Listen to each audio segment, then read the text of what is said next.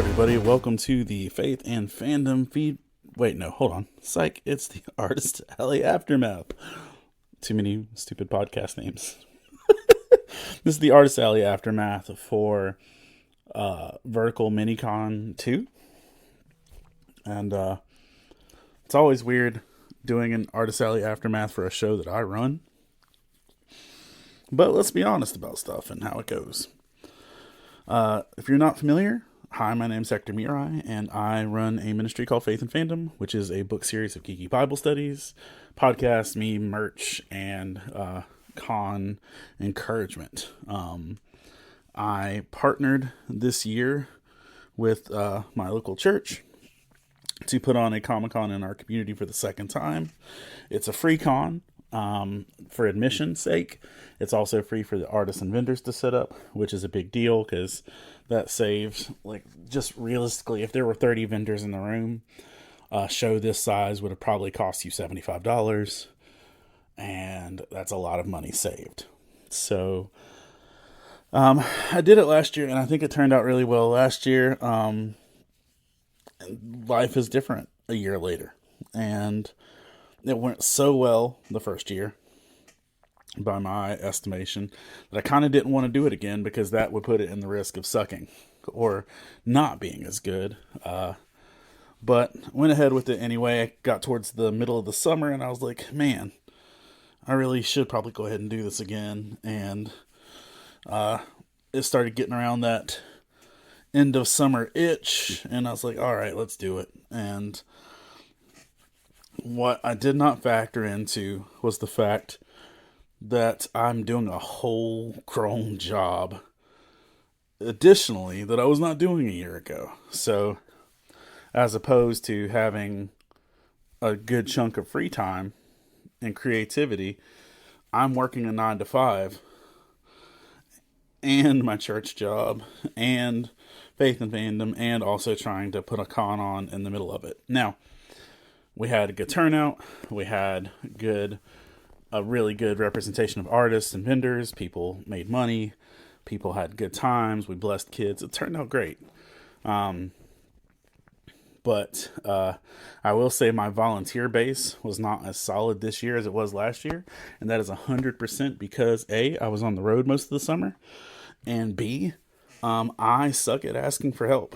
I definitely needed more help in the promotion and the marketing and the execution and all the things. And I didn't ask for help. So that is 1000% on me. And my lack of communication and preparedness. So, yeah. I started promoting this event, announced it, like, I checked with my church staff, said, you guys be cool if I did this? And they're like, literally with no passing thought, yeah, sure, whatever. Because they know that at the end of the day, it's going to be me doing it, and that I'm going to be the one that's kind of putting this all together in the first place. So they don't have to do a ton to make it happen. But yeah, in terms of just, information, this this event was officially dropped on socials June 25th, I believe, was the first time it was announced. Like, I got past Heroes Con. So July, August, September. So a little less than 3 months from its announcement into its execution. We had about 200 people click interested or going on socials or respond to it or whatever. And we had a lot of different people come through in terms of just community attenders. And to being involved in that. It was a good experience. It really was. Let me look through some of the artists and stuff and tell you. So one neat thing I'll say that we did not do last year that we did this year is a gentleman named Kent, who is in Elizabethtown, North Carolina. I was sharing at a church meeting in Elizabethtown. about the show and how it was a great way to bless the community and show hospitality and make good connections with our community. And Kent asked me if I ever did raffles, and I was like, not really. It's not really my jam. And he said, so he handed me $300, and he said, buy some stuff and sell raffle tickets for it, and then give all of the money to something, which is just kind of crazy. I didn't know what to do. I was looking for school organizations, library stuff, and then realized that there was a young couple in our congregation whose father has stage 4 cancer and doesn't have insurance.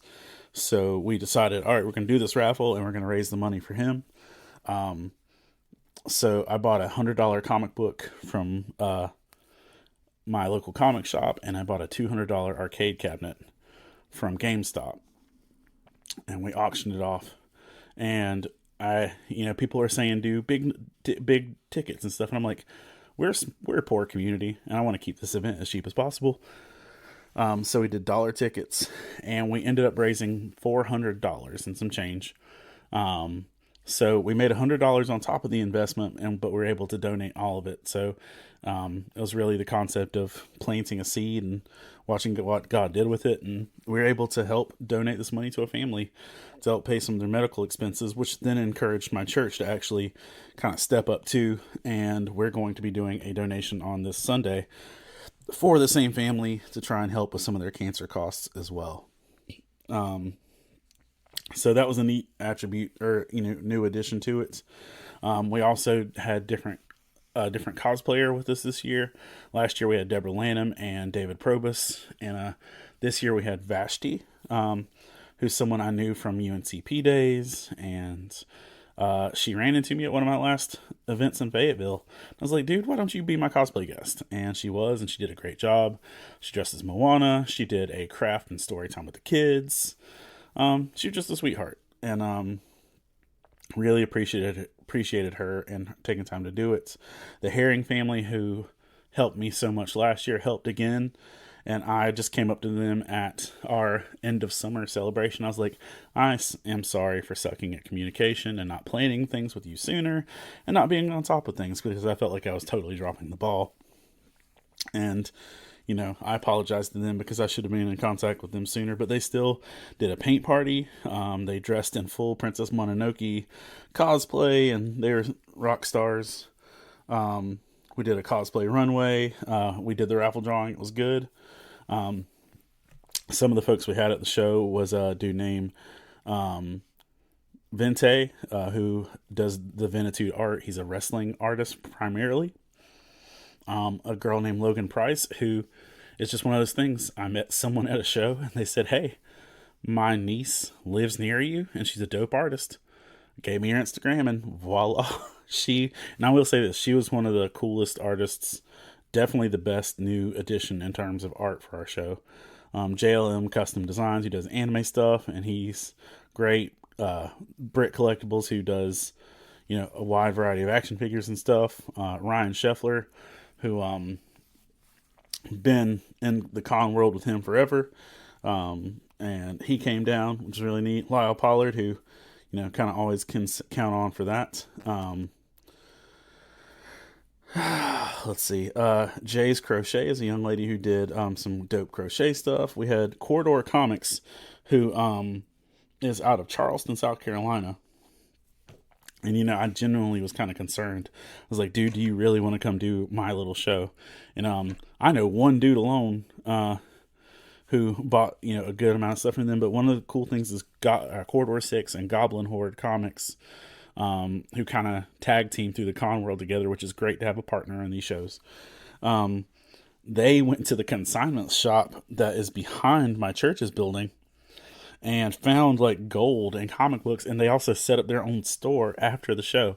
Like some of the volunteers from my church are putting the church back together because Sunday's coming, and their whole display is still up and all their comics are still up, and so we had a whole side of the room we couldn't put together because they walked over to the consignment store and fell in love and set up their own shop and stuff. So it's pretty pretty interesting with that. Aaron with Catalyst Comics came by. He also has written some worship books and some church stuff, does some graphic design. Amazing Collectibles. Sean, who runs the Wilmington Comic and Toy Show and the Lumberton Comic and Toy Show. The Brothers Boyd, who, if you have watched the Faith and Fandom podcast or the Artist Alley Aftermath for the Brothers Boyd, you can learn some more about them. Mitchell's Mess and More, who runs some of the most wrestling-centric action figures and stuff. My friend Brendan, who I play Pokemon with and do some discipleship stuff with, had dice towers that he made. Sunset Slush, which is our local Yummy Treats. There is an arcade coming to my town called Retro City, and I had him there set up with some games, playing, selling advanced passes. We had a 3D printer who was immensely possible, Luna Print Studios, and she makes like dragons and clickers, and I'm telling you, she's usually one of the most successful people at this show, and she does great work with what she does there. Let's see, who else was there? My friend Sammy, who is a competitive gamer and has been supportive of Faith and Fandom since book one.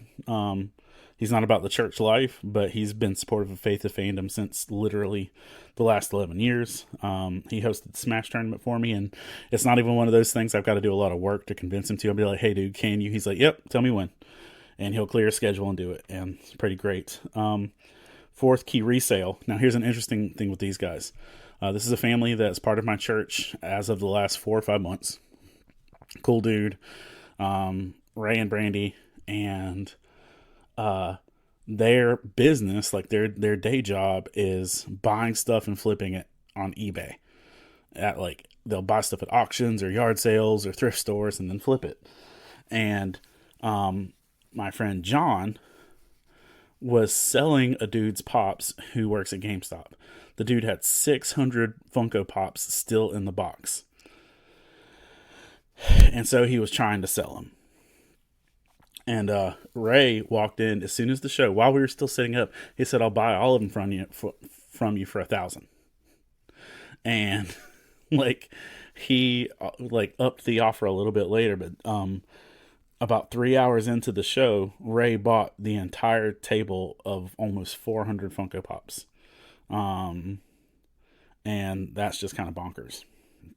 My friend LJ, who does the Nerd Slam, was there. My friend Kathy, who is a cosplayer, from Wilson, who I've known since like my first Heroes Con.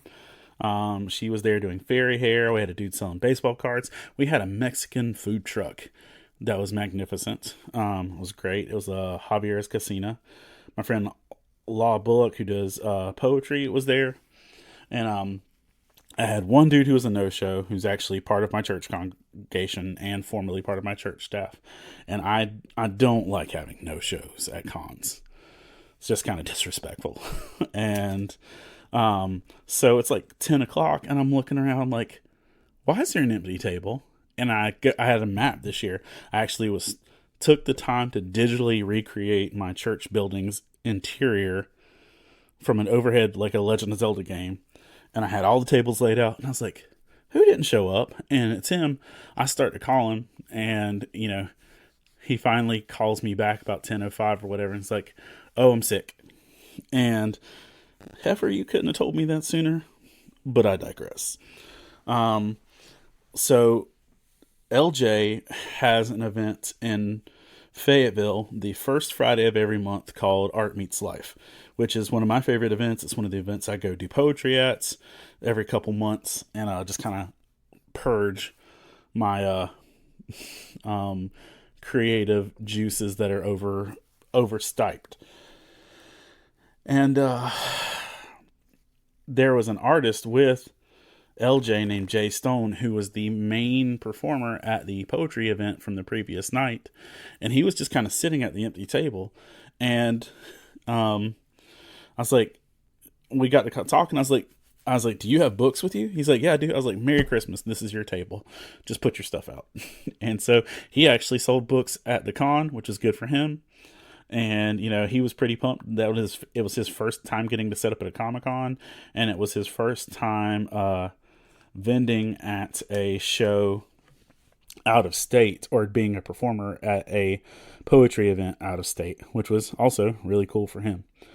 We had some dope cosplays. We had some good stuff going on in that fashion. Looking through some photos, one neat thing was my local GameStop gave me almost $2,000 worth of stuff to give away.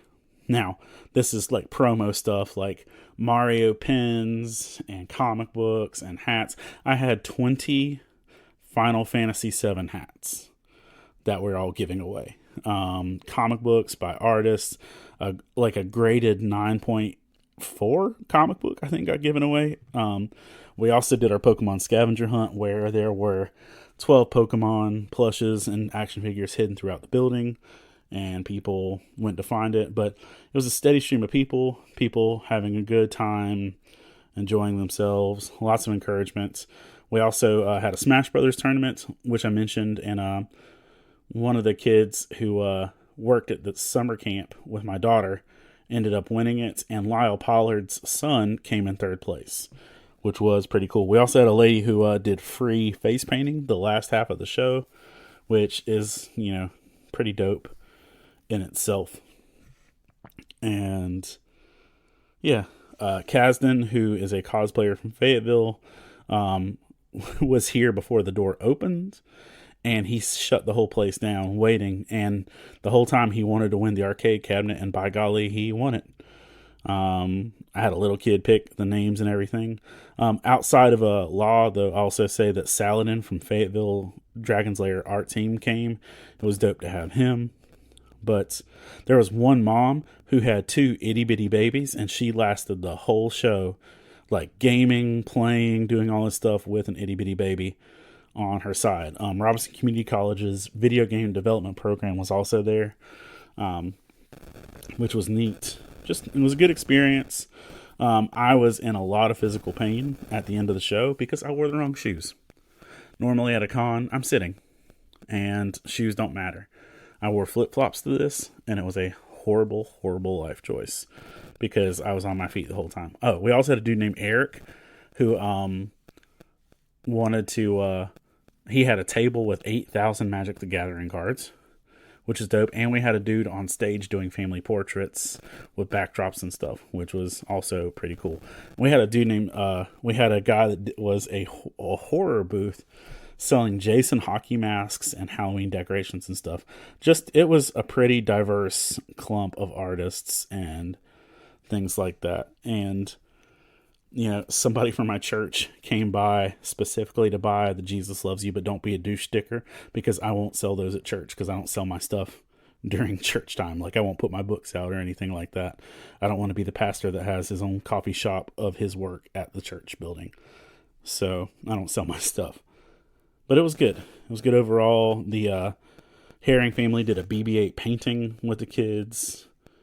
It was just good. As looking through the experiences, people were really being kind to each other and affectionate and loving. And we had one of the ladies in my congregation wanted to serve.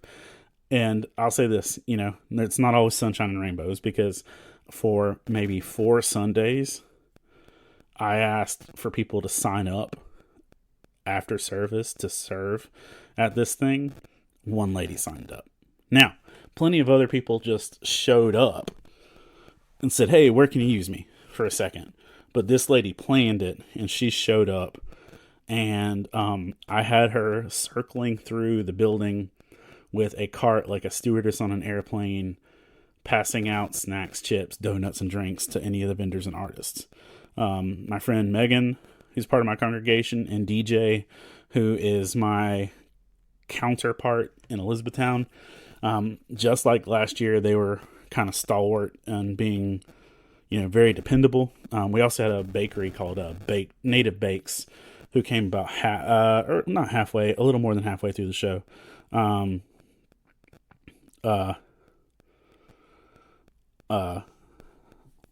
Yeah. But overall, that's kind of the show. It ran from 10 to 4.